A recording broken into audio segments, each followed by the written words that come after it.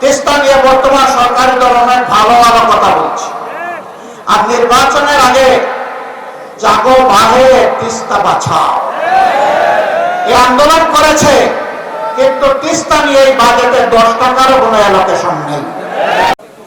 আমরা আর কথা ফুলঝুরি শুনতে চাই না, দেখতে চাই না, আমরা বাস্তব পদক্ষেপ দেখতে চাই। এই সরকার যদি ব্যর্থ হয়, আগামীতে ইনশাআল্লাহ আপনাদের সহযোগিতা, দোয়া, ভালোবাসা, সমর্থন, ভোটে নির্বাচিত হয়ে 11 দল সরকার গঠন করে সেই দাবি বাস্তবায়ন করবে ইনশাআল্লাহ। সীমান্তের সুরসুরি দিচ্ছে প্রতিবেশী ভারত, সরকার মুখে কোনো পেটে বসে আছে। আমরা প্রতিবাদ করছি, জনগণ প্রতিবাদ করছে, শুধু প্রতিবাদ করছে না, প্রতিরোধ করার জন্য বিজিবির সৈনিকদের সাথে সমান তালে জনগণ লড়াই করে যাচ্ছে।